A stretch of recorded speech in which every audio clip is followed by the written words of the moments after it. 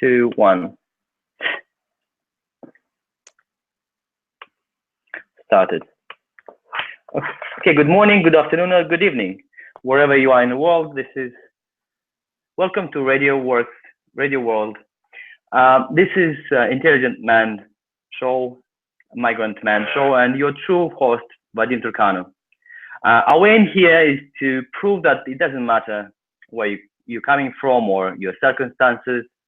There's always a road to success if you're prepared to take the road. And today, our guest is the true example of why we're here, why we're on the show. His story is fabulous. I mean, I was impressed by his story. From the age of 15 in a foreign country, just with $5 in his pocket, he made up to achieve senior partner in a global investment bank at a very young age. Welcome, Sergey. Welcome to our show. Thank you so much. Thank you for the nice words. Glad to hear, man. I was amazed about your story, and I mean, it's not only me, but everyone. I think is willing to find out what happened, how this transformation happened in your life, and in how exactly what gave you the strength to do that. Well, the biggest strength is when you don't have any choice. That's the biggest the biggest benefit in life, right? If you need to find out the way forward, and you know that there is only one way, which is forward, and you just find the way to do it, and you kind of keep on pushing yourself until you find the solution for whatever you're aiming to do. And for me, it was to find the balance in life. So yeah, no choice is a big start. That's right. Yeah, burn the bridge. There's no way back. There's no way back. Exactly. Sergey, so what is it you're doing now? What's your if someone was asking what is it you're doing, what's your job? How would you answer? Well, I'm a professional investor. In many ways that is described. I mean, we invest in real estate, we invest in venture capital, we invest in liquid assets, and now helping other people to achieve their dreams and their success stories, both on the company side. For example, if a startup wants to develop something and come to the market, or a person who wants to have a passive income to freedom, we are providing the opportunity to others, so more and more people can get to the same position that I managed to do. So, and if we can make their road faster, we will be very happy. So you help someone. Who's your client at the moment? If we look at your clients at the moment, who is your ideal client? Who are you looking for, and who can you help? Yeah, so there are two different type of clients. The client number one is the startup, relatively young startup that have a good product, a good idea, but maybe don't have the business expertise or the business know-how to achieve the success themselves, and they need the help. They need the help to put the business structure, the financial modeling, or marketing and branding behind it, and that would be client number one. The second client is, of course, private people, private individuals who may be stuck at their job or have been doing phenomenal in their professional life, but not achieved the freedom of time, freedom of to do whatever they want and are passionate about. And we are providing that opportunity to them to be able to achieve the freedom by investing correctly, safely, and securely in different opportunities out there.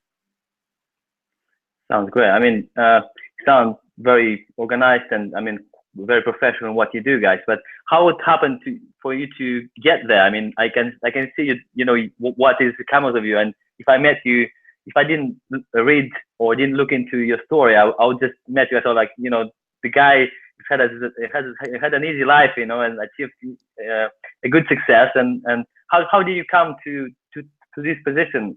Can you walk us from the time when you were in foreign countries? Because we have some of our listeners are here. I think they perhaps don't see a road, or they don't see a way to to find a way where should they go. And how was your decision? What made you to decide to go in that area?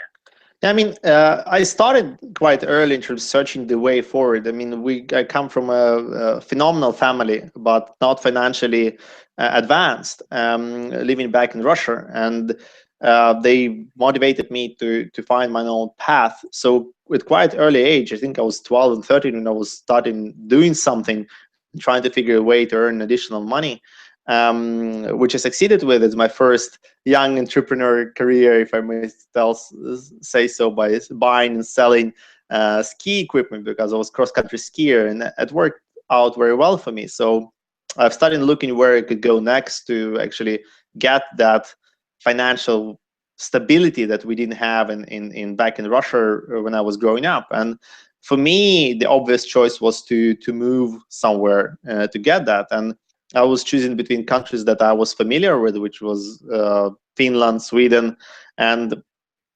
Sweden, which looked very appealing. So basically, I started searching the options to reach out and end up in Sweden. And I was lucky enough to compete in different tests and exchange programs, and I was chosen from the competition to move to Sweden for 9 months as an exchange student.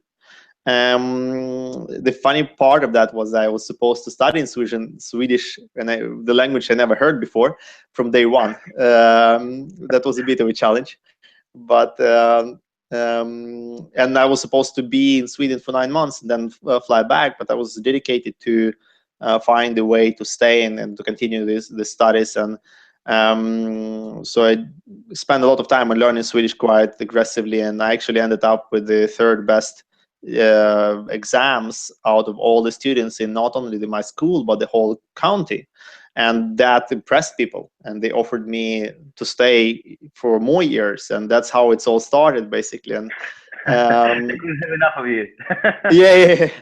So yeah, I know, partially lucky, but I don't believe luck is something that you get. Luck is something you deserve, and I had to sacrifice a lot of time and effort. And it's not easy to be a new person in a new community. I was the only foreigner in the whole community I was at. So I was highly a big outsider, if you can say so, and had to overcome the physical challenges, if I put it that way. As a 15 years old kid, you meet a lot of that,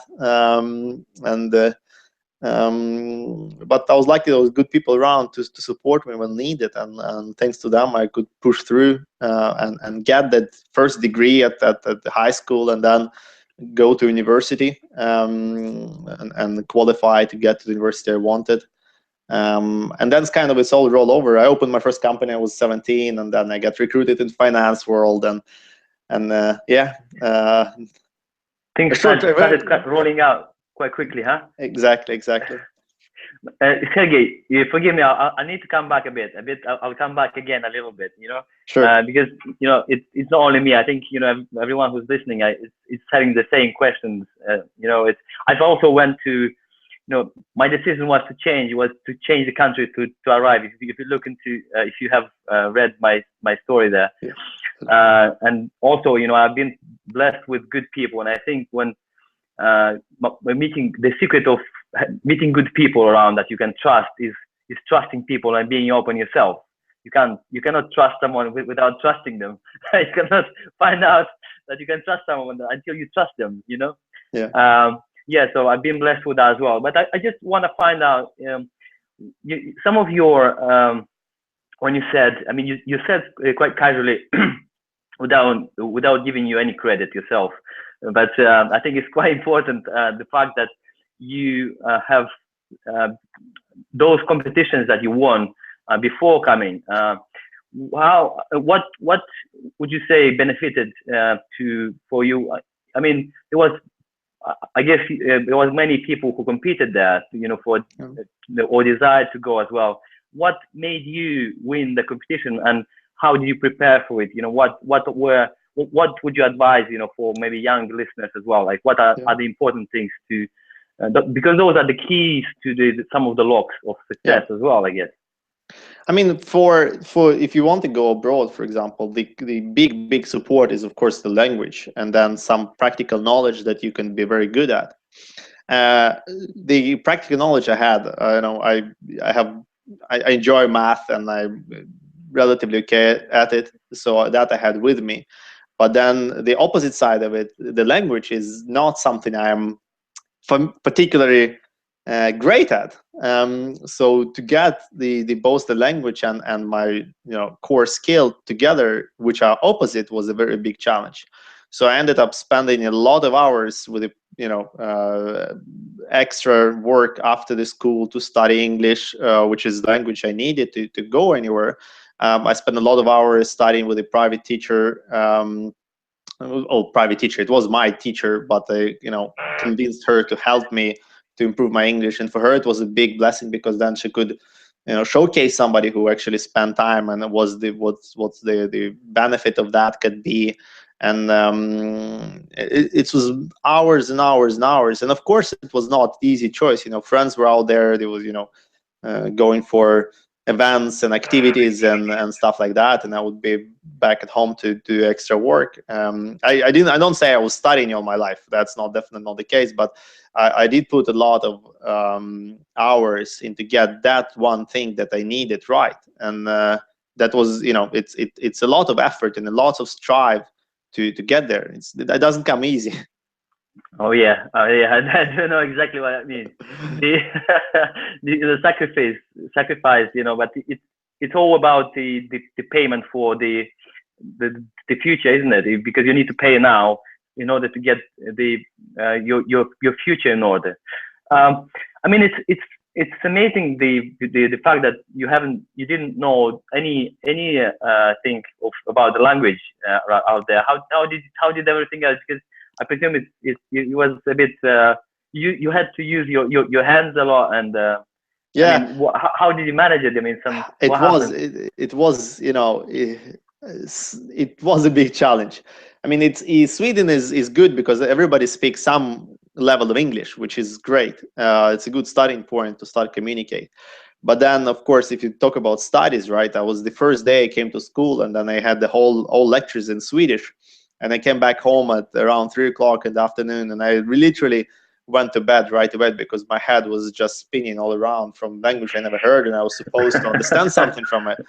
And then 3 weeks later, I had the first exam, which was biology in Swedish, which was a bit of so I had to pass it, to stay and to be able to get a good grade. So I literally had to memorize the chapter of the book, letter by letter, to be able to pass the exam, which was quite fun because I didn't know what the answer was. I just needed that the answer was where it's supposed to belong.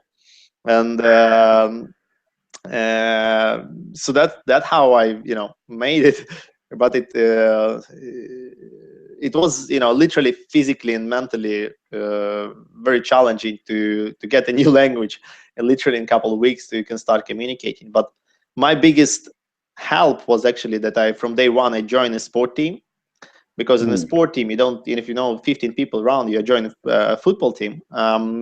So if everybody speaks Swedish around you on practice and on the social, you kind of forced to listen. Even if you're not good at speaking and talking, you're forced to listen, and you want to be part of the team, right? You don't want to be an outsider. That's correct. So, that was a big help for me, definitely. Yeah, I think I mean, talking about sport, I also was learning about the learning of languages and stuff. So as the more types of information comes, like let's say tactile information, visual, auditory, the better. So I guess in sport it comes, it came with the physical involvement as well, which helps, of course, the language and the communication side of it, of course. I mean, that's a very, very good observation. Sergey, I had this in my head to ask you because this is something that drove me outside. My situation was that I to run away from the circumstances, the state I was in. It was so the starvation, the poor people around, and yourself, you don't have a means to. There is no future ahead. The situation around the economical situation was so bad. So although I was a sportsman. I was Olympic hopeful, and I was black belt in judo. I had success, but literally, I didn't have anything to eat, quite a lot of times, and no money, maybe to go around. So, and that, one day I've just decided, look, I needed to change, and that's, like you did, I need to go somewhere. Yeah. What was your why? What was your determination? Why was it why did you decide to go away? To It's leave? very simple. I mean, my parents are phenomenal. I'm grateful to them. They're big role models of mine in terms of what they achieved in their lives. And the big challenge for me as a kid was looking at them and see that they want to give me so much more, but they cannot afford it, right? So it's not, and I had a great childhood. We have a good family, but just looking on that devastation in their faces at some points where they, you feel that they want to give more, but they cannot. And that was a decision that once I have my own kids, I don't want them to see that expression on my face. I don't want them to feel that way about me. So that was a big why, and I knew that I needed to get that sorted and structured before I can get my own family together. And I mean, my parents have given everything for me and my brother, and we are where we are thanks to thanks to how they raised us. But I just wanted to get what they've learned us and take it to the next level. And financial, stability is the next level for me. I never expected to to get where I am today, but it's been it's been a great blessing, and I have my two lovely daughters now, and I can spend time together. We can enjoy life, and that's it's a blessing. It's a blast, man. That's a blast. How about that's also very quite important. I'm looking at you. You look uh, not. I can see inside like such a lot of a big fire. But it doesn't show from outside. What about when looking at um, your career, the how you go up and up and up.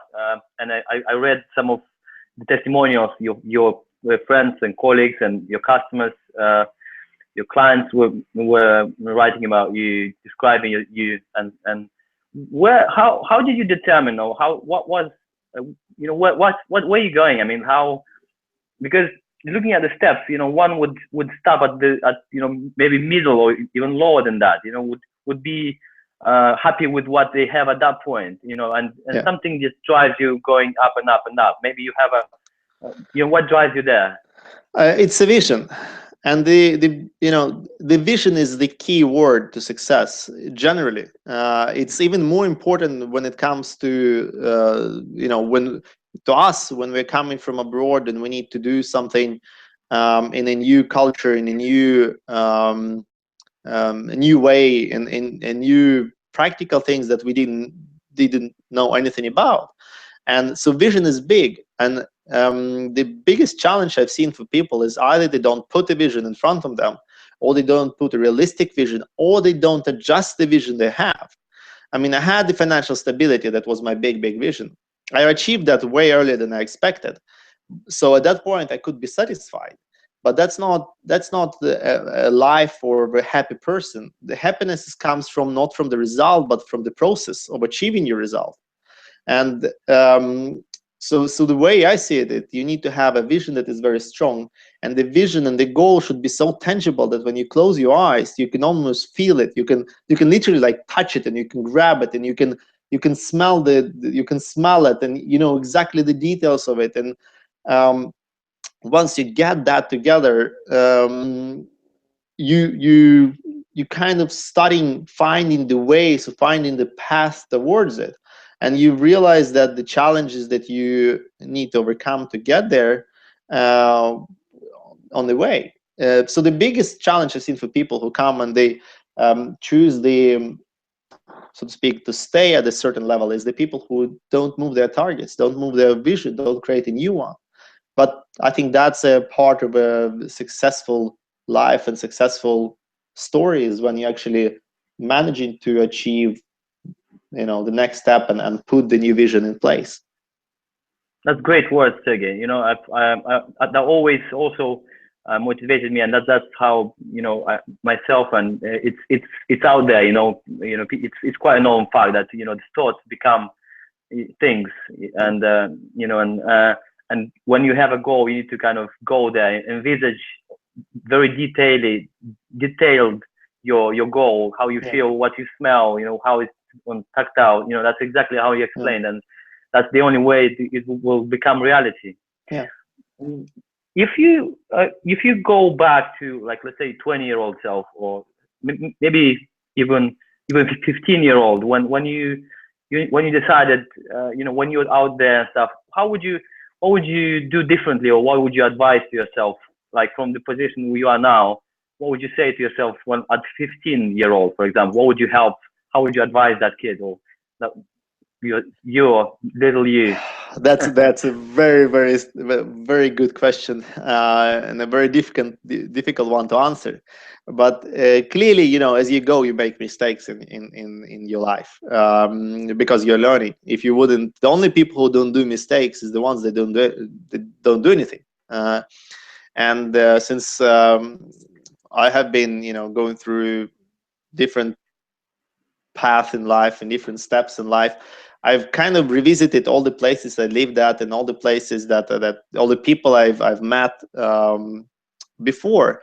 And I think my biggest mistake, if you look on now, is don't, especially when you are coming into a new culture, be as adjustable as you can from day one.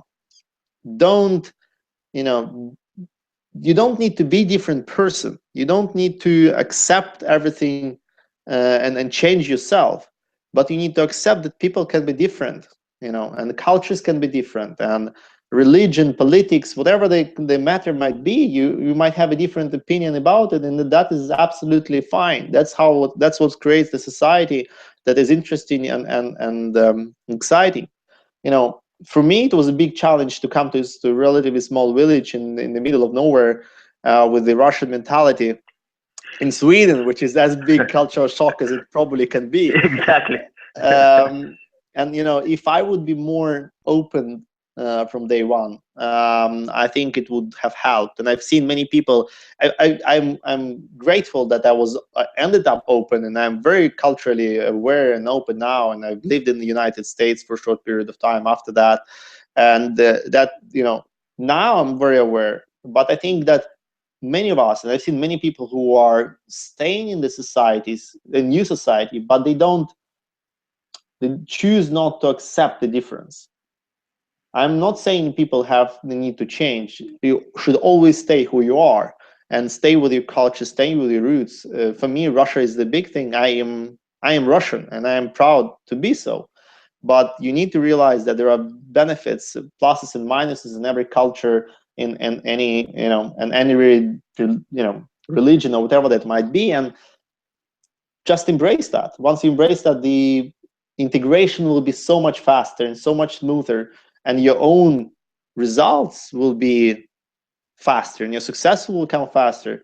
I mean, my biggest benefit in life has been that I'm from a different culture, and I know different language and things like that. But that's because I've been able to communicate with my local colleagues on their terms and keep my Russian identity. But if you just keep your Russian identity and not accepting and embracing the local culture, it would have been challenging. And I've seen people like that even in Sweden today.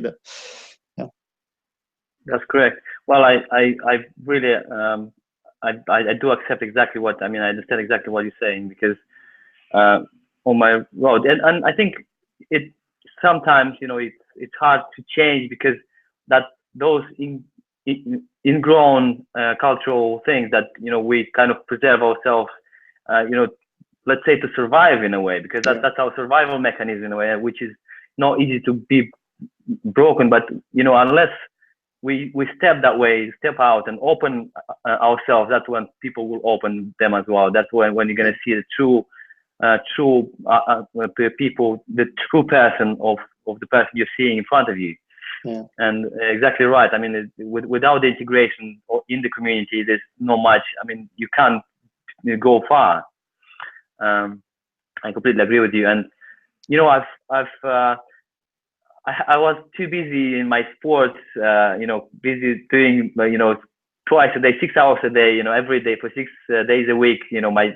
My judo, and while on the way here, and then I haven't. I think my mistake was. And what would I advise my 20-year-old or even that 15-year-old to read more as well? It's like the reading, it gave me so much. It opened up so many angles for me, so many opportunities, so many options out there, and I'm blessed to kind of to open my eyes in that way. So that would be I think my advice, but to myself. But what about in other 20-year-old when you were 20?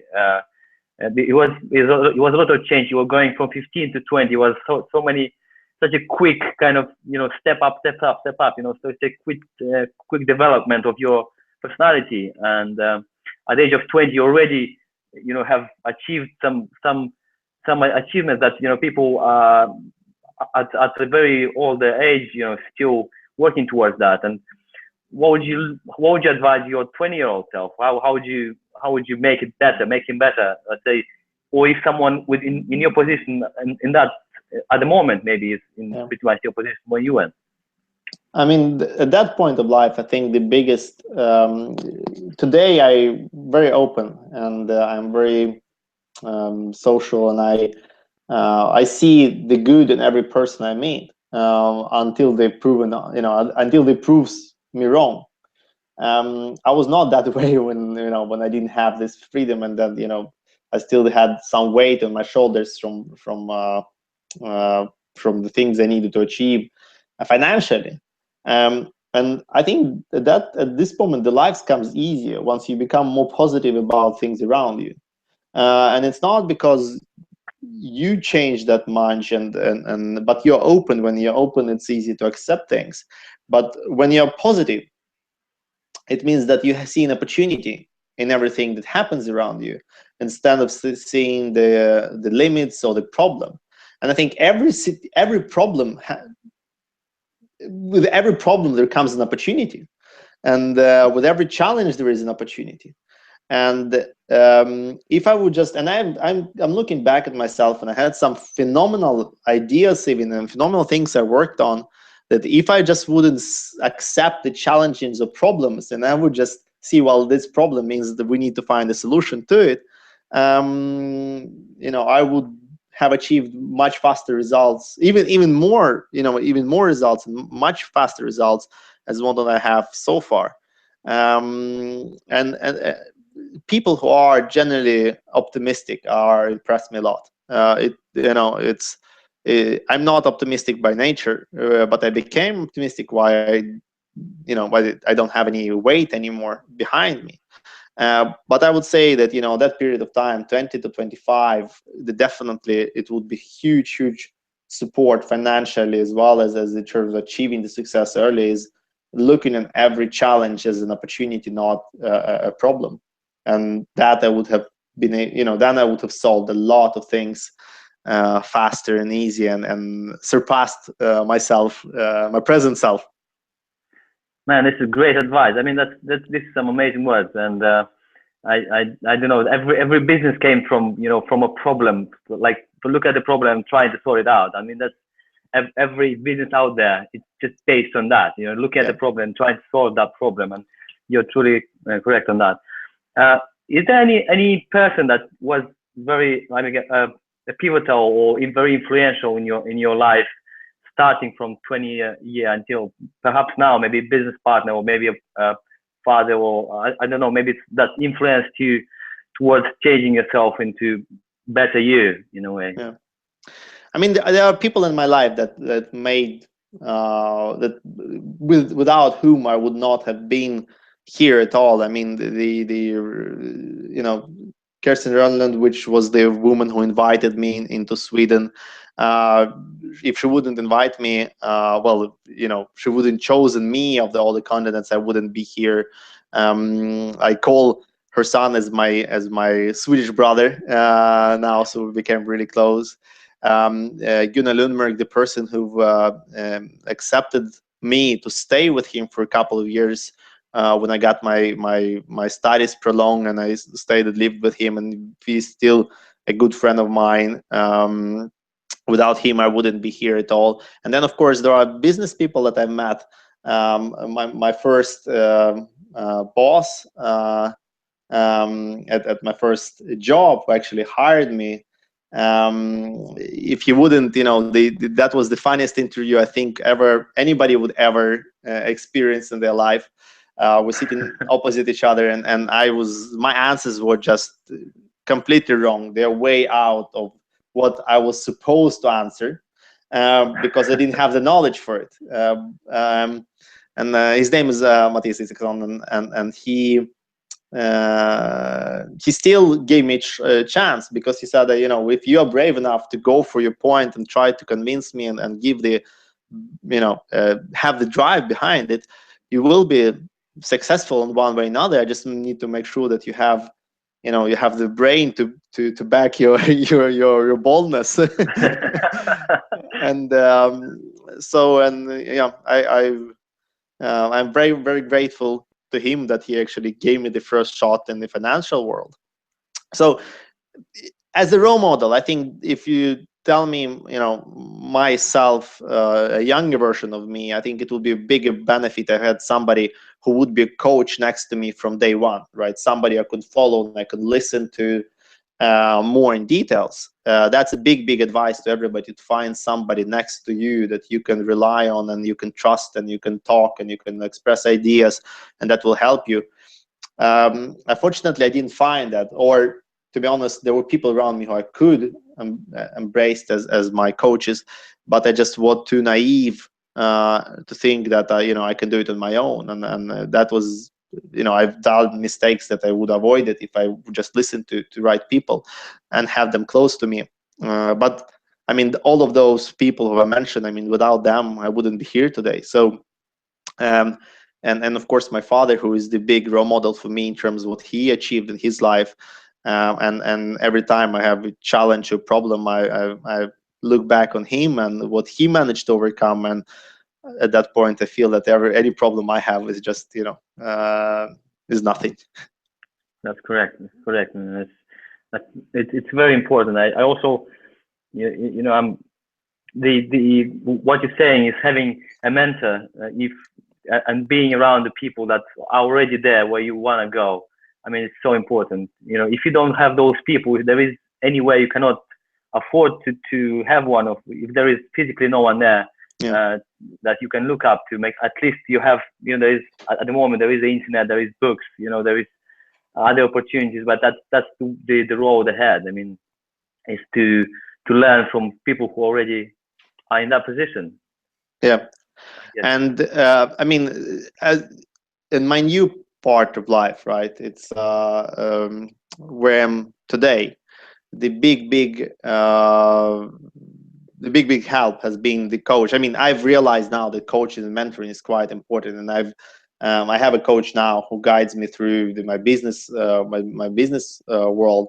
His name is JT Fox, and he actually the one that pushed me out of my comfort zone and forced me not only to accept where I am, but actually push forward and to put new vision in place, and force me to search and reach for something more when I was getting a little bit more comfortable than I should. And so I'm grateful to him. So it's always people in your life that you meet, and if they have, if you listen to them and you embrace the message, it will be substantially easier to get the results out of yourself.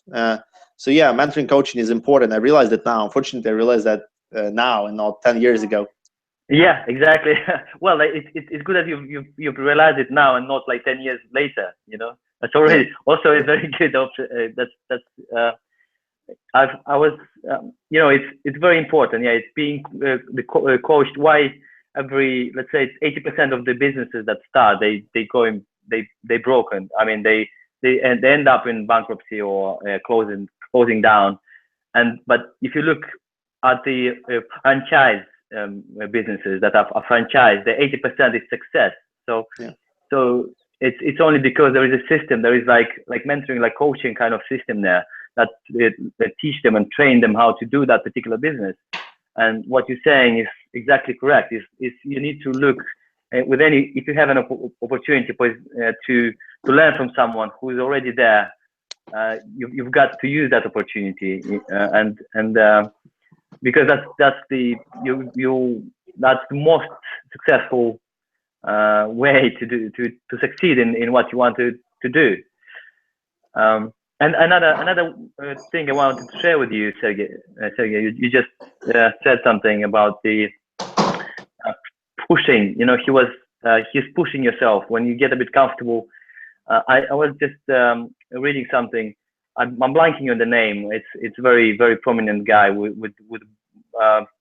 nine-figure business, or even 10. He was saying that at one point of his life, he was running this marathon, and he saw this guy, like big fat guy, and he literally broke every little bone on his feet, and he sat on the bench, was sitting there, and the doctor said, well, let us get you to the doctor to see what with your feet. The feet were like blue, Yeah. What he did, he duct taped the feet and started, continued running, and he ran another 10 miles and ran another 1 mile just to make sure they didn't miscount the marathon. And he looked at it, what the heck? Who's this guy? And he approached the guy and said, look, whatever, I don't know who you are, what you do. I wanna meet you. I want to learn from you. And he decided just in a flash, look, why don't you come to my house for 1 month? I want to live with me, just I want to learn from you. And this guy was a Navy SEAL. And he said, well, if you're crazy enough to invite me to your house, then I'm crazy enough to accept that. So the challenge for the guy was to convince his wife now there's a guy coming to us, stuff. So what he taught him when he came to their house, apparently, and in the first day he said, okay, do push-ups. He started doing push-ups. So he did. He couldn't do anymore, and he pushed a bit more. So there is he did about 40 push-ups, and the guy said, okay, so now you need to do another 100. So what are you saying? I'm just given everything I could, at the moment. And he said, no, you need to do another 100. Well, he pushed him to do that. So eventually he's done that another 100 there, and he said, bloody hell, I didn't realize I have this strength in me, and 40 push-ups. So what he was saying is, what we think we gave the most, there can be only 40% of what we're able to do if we believe in ourselves. So it's literally we're leaving 60% of the potential on the table if we don't push enough, and that's so powerful, and you're blessed to have these people who are pushing you. This person that pushes you and makes you grow, makes you go forward. I mean, that's amazing. I mean, it's a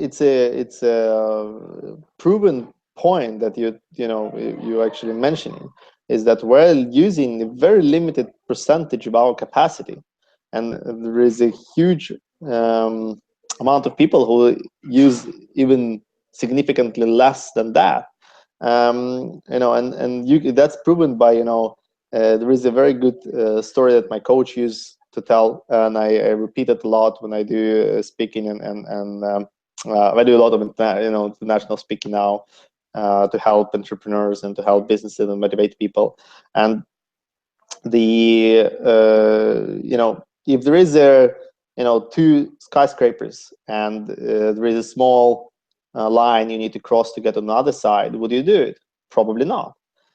If there is a small line to get across and the second house is on fire, you're definitely not gonna, go on the other side. But now imagine the same situation in a skyscraper. There is a small path to the other side. The house, that the second building is on fire, but you have your kid on the other side. It will never be a problem for you to get on the other side. It's because you suddenly become partially limitless. And that's I talk a lot about is how to force yourself to raise all the limitation. I've had a lot of limitation on myself. I put a lot of limitation on myself. The society puts a lot of limitation on you, and it's very tough to try to overcome that, because we're used to think in a box that somebody else put on us. But once you overcome that, that's when the real thing happens. That's when you find your true self, and that's when you achieve the different results. It's so powerful, man. That's exactly right.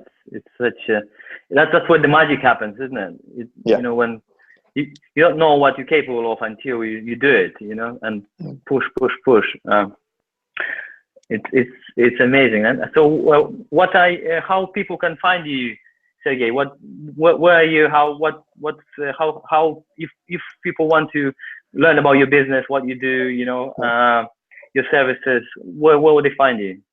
I mean, Facebook is today. That's the beauty of social media. It's very accessible. Facebook is by far the easiest way to find me personally.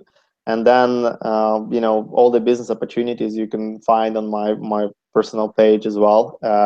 And I'm happy to communicate with people who are interested to do something business wise, who just need personal advice. So Facebook is definitely the easiest way to reach out to me. I'll be honest with you, I am not reviewing all of it personally. There are people helping me with that, but everybody who I feel that I can be a benefit to, I reach out personally. Yeah. So let's say someone is willing to invest in some sort of product, or looking for ideas, or maybe he's got an idea to start a business. At what point that idea has to be in order to get help, or what sort of maybe perhaps budgets you're talking about, so they come kind of you can help with. Yeah, so I mean, in company-wise, we are looking at all the options out there. So it doesn't really matter at what stage you're at. We will review the opportunity and come back with feedback, whether it's for us to maybe recommend somebody. It's not a concern. From in personal people who wants to find the dream life with freedom, with passion, so they can follow whatever their personal passion is. And do it through achieving a passive income that is adjusted for them. We are happy to explain and to educate how that can be achieved. Absolutely, without any problems. I mean, the easiest way to reach out to us is probably send an email for that particular part. Our email address is post or info@schenv.com. So info@schenv.com. That's where we can, and that's how the easiest way to reach us from that perspective. Yeah. And I'll include the email in the notes if you don't mind. And absolutely. When we share with the show, people can find the show on our YouTube channel and the Facebook as well. Sergey, it's been a blessing, to learn about your story. I mean, you're very inspirational and empowering. The pleasure is all mine. I've read through your personal biography, and I was very impressed. So I'm really happy there are people like you that put in things like this together, so we can reach out and support whoever feels that needs support. And then I mean, the more people that can benefit from this, the more meaning we have in our lives. So I'm very grateful for the opportunity to speak to you today. That's cool, Sergey. Amazing. So I'll see you next time, and wish you very well with your business, and to strive ahead and achieve your goals. Thank you so much. Thank you, man. It's been a pleasure. Cheers, pal. Cheers.